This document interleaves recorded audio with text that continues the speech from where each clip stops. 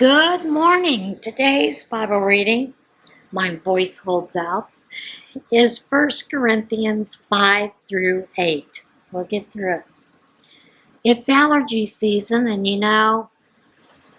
there's a lot of that pollen that's out there, so voice gets a little wacko-doodle sometimes.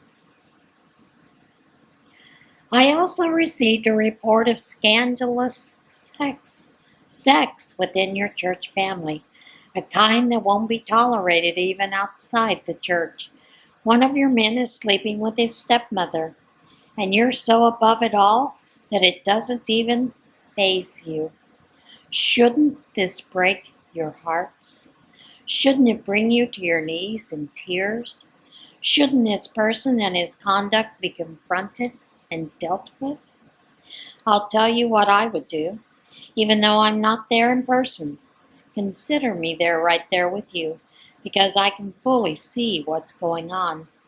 I'm telling you that this is wrong. You must not simply look the other way and hope it goes away on its own.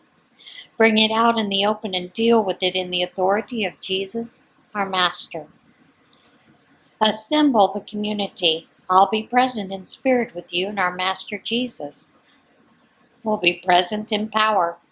Hold this man's conduct up to public scrutiny. Let him defend it if he can. If he can't, then out with him. It will be totally devastating to him, of course, and embarrassing to you. But better devastation and embarrassment than damnation. You want him on his feet and forgive him for the Master on the day of judgment. Your flip and callous arrogance in these things bothers me. You pass it off as a small thing, but it's anything but that. Yeast, too, is a small thing, but it works its way through a whole batch of bread dough pretty fast. So get rid of this yeast. Our true identity is flat and plain, not puffed up with the wrong kind of ingredient. The Messiah, our Passover lamb, has already been sacrificed for the Passover meal, and we are the unraised bread part of the feast. So let's live out our part in the feast, not as raised bread swollen with the yeast of evil, but as flat bread, simple, genuine, unpretentious. I wrote you in my earlier letter that you shouldn't make yourselves at home among the sexually promiscuous. I didn't mean that you should have nothing at all to do with outsiders of that sort, or with crooks, whether blue or white collar, or with spiritual phonies, for that matter. You'd have to leave the world entirely to do that. But I'm saying that you shouldn't act as if everything is just fine when a friend who claims to be a Christian is promiscuous or crooked, is flip with God or rude to friends, gets drunk, or becomes greedy and predatory. You can't just go along with this, treating it as acceptable behavior. I'm not responsible for what the outsiders do, but don't we have some responsibility for those within our community of believers? God decides on the outsiders, but we need to decide when our brothers and sisters are out of line, and if necessary, clean house. And how dare you take each other to court when you think you have been wronged? Does it make any sense to go before a court that knows nothing of God's ways, instead of a family of Christians? The day is coming when the world is going to stand before a jury made up of followers of Jesus. If someday you are going to rule on the world's fate, wouldn't it be a good idea to practice on some of its smaller cases? Why, we're even going to judge angels, so why not these everyday affairs? As these disagreements and wrongs surface, why would you ever entrust them to the judgment of people you don't trust in any other way? I say this as bluntly as I can to wake you up to the stupidity of what you're doing. Is it possible that there isn't one level-headed person among you? who can make fair decisions when disagreements and disputes come up? I don't believe it. And here you are taking each other to court before people who don't even believe in God. How can they render justice if they don't believe in the God of justice? These court cases are an ugly blot on your community. Wouldn't it be far better to just take it, to let yourselves be wronged and forget about it? All you're doing is providing fuel for more wrong, more injustice, bringing more hurt to the people of your own spiritual family. Don't you realize that this is not the way to live? Unjust people who don't care about God will not be joining in His kingdom. Those who use and abuse each other, use and abuse sex, use and abuse the earth and everything in it, don't qualify as citizens in God's kingdom. A number of you know from experience what I'm talking about, for not so long ago you were on that list. Since then, you've been cleaned up and given a fresh start by Jesus, our Master, our Messiah, and by our God present in us, the Spirit. Just because something is technically legal doesn't mean that it's spiritually appropriate. If I went around doing whatever I thought I could get by with, I'd be a slave to my whims. You know the old saying, first you eat to live, and then you live to eat. Well, it may be true that the body is only a temporary thing, but that's no excuse for stuffing your body with food or indulging it with sex. Since a master honors you with a body, honor him with your body. God honored the master's body by raising it up from the grave. He'll treat yours with the same resurrection power. Until that time, remember that your bodies are created with the same dignity as the master's body. You wouldn't take the master's body off to a whorehouse, would you? I should hope not. There's more to sex than mere skin on skin. Sex is as much spiritual mystery as physical fact. As written in Scripture, the two become one. Since we want to become spiritually one with the Master, we must not pursue the kind of sex that avoids commitment and intimacy, leaving us more lonely than ever, the kind of sex that can never become one. There is a sense in which sexual sins are different from all others. In sexual sin, we violate the sacredness of our own bodies. These bodies that were made for God-given and God-modeled love, for becoming one with one another. And didn't you realize that your body is a sacred place, the place of the Holy Spirit? Don't you see that you can't live however you please, squandering what God paid such a high price for? The physical part of you is not some piece of property belonging to the spiritual part of you. God owns the whole works, so let people see God in and through your body. Now getting down to the questions you asked me in your letter. First, is it a good thing to have sexual relations? Certainly, but only with a certain context. It's good for a man to have a wife and for a woman to have a husband. Sexual drives are strong, but marriage is strong enough to contain them and provide for a balanced and fulfilling sexual life in a world of sexual disorder. The marriage bed must be a place of mutuality. The husband seeking to satisfy his wife, the wife seeking to satisfy her husband. Marriage is not a place to stand up for your rights. Marriage is a decision to serve the other, whether in bed or out. Abstaining from sex is permissible for a period of time if you both agree to it and if it's for the purpose of prayer and fasting, but only for such times. Then come back together again. Satan has an ingenious way of tempting us when we least expect it. I'm not understand, commanding these periods of abstinence, only providing my best counsel if you should choose them. Sometimes I wish everyone were single like me, a simpler life in many ways. But celibacy is not for everyone any more than marriage is. God gives the gift of single life to some, the gift of married life to others. I do, though, tell the unmarried and widows that singleness might well be the best thing for them, as it has been for me. But if they can't manage their desires and emotions, they should by all means go ahead and get married.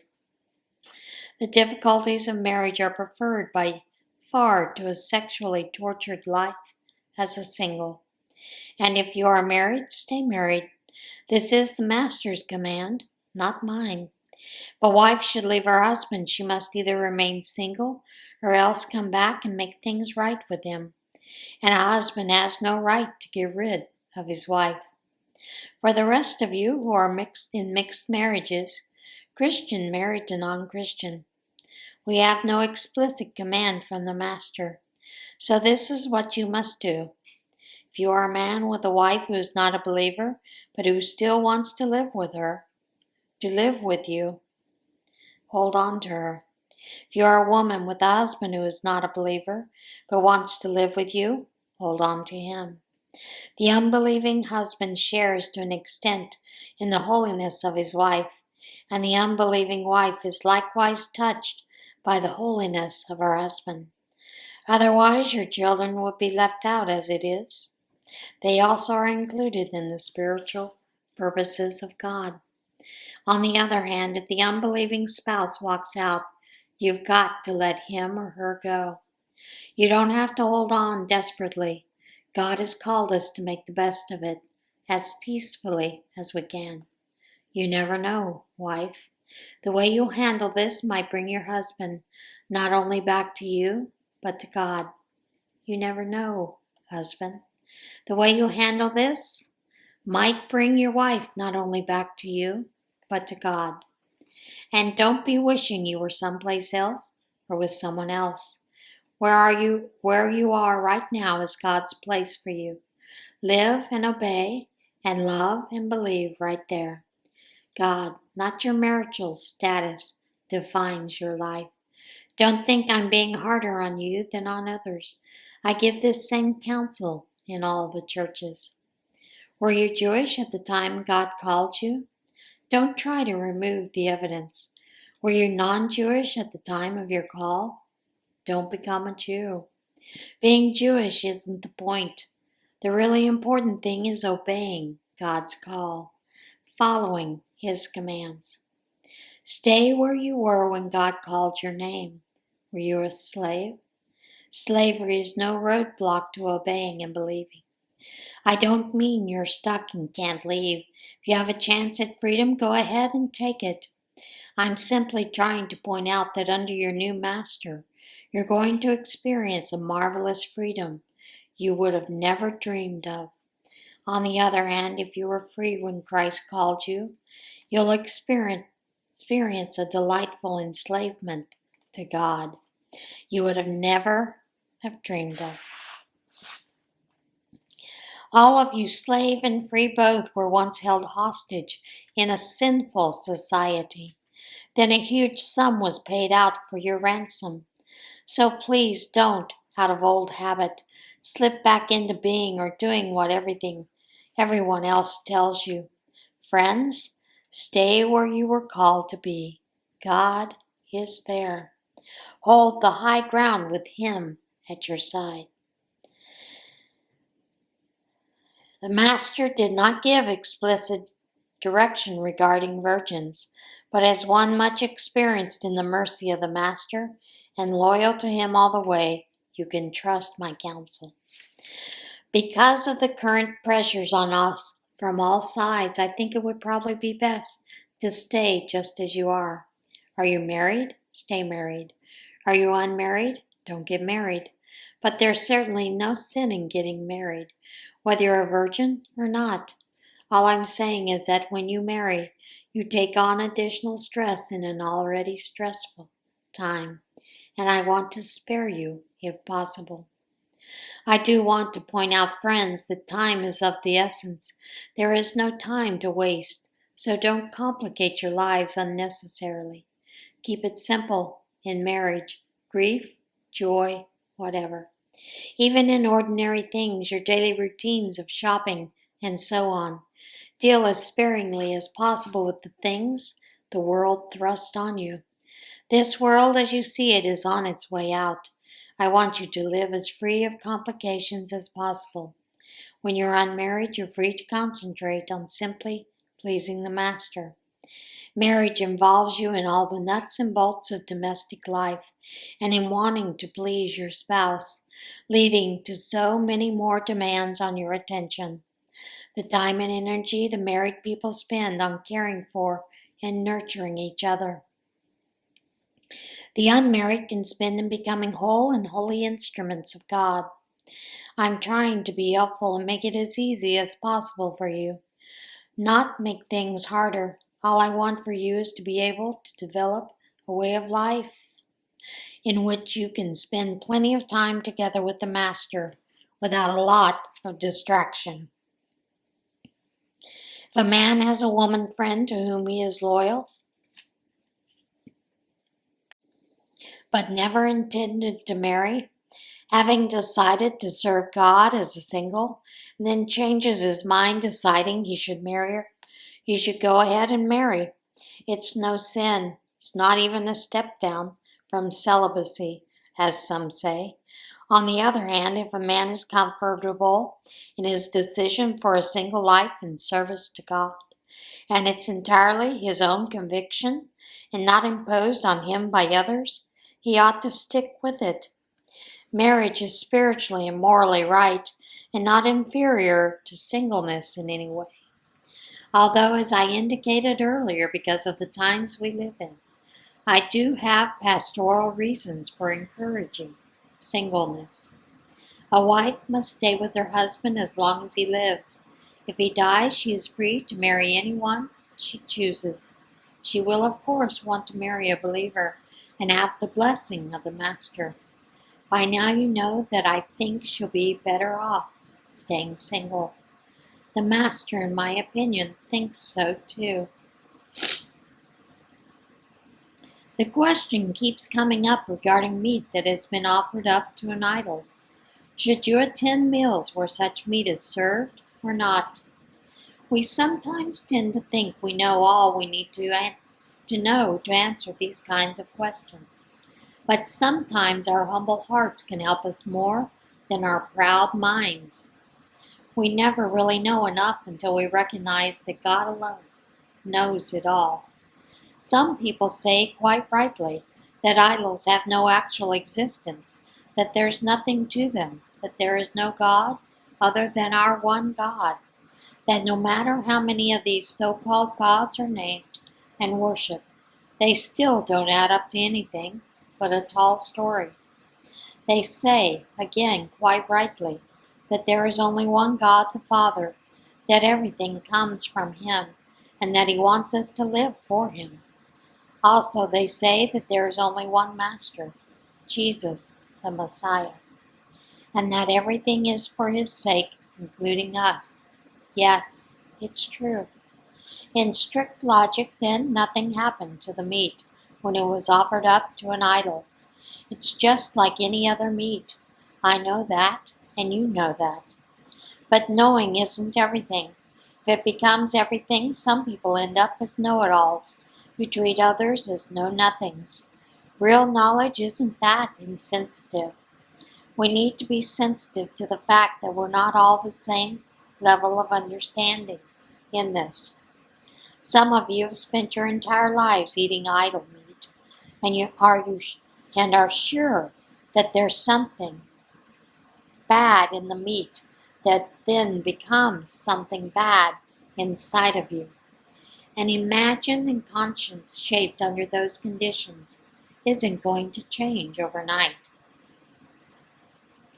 But fortunately, God doesn't grade us on our diet. We're neither commended when we clean our plate, nor reprimanded when we just can't stomach it. But God does care when you use your freedom carelessly, in a way that leads a fellow believer still vulnerable to those old associations to be thrown off track. For instance, say you flaunt your freedom by going to a banquet thrown in honor of idols, where the main course is meat sacrificed to idols. Isn't there great danger of someone still struggling over this issue? Someone who looks up to you as knowledgeable and mature sees you go into that banquet? The danger is that he will become terribly confused, maybe even to the point of getting mixed up himself in what his conscience tells him is wrong. Christ gave up his life for that person. Wouldn't you at least be willing to give up going to dinner for him? Because as you say, it doesn't really make any difference. But it does make a difference if you hurt your friend terribly, risking his eternal ruin. When you hurt your friend, you hurt Christ. A free meal here or there isn't worth it at the cost of even one of these weak ones. So never go to these idol-tainted meals. There's any chance it will trip up one of your brothers or sisters. And that is it for today's Bible reading.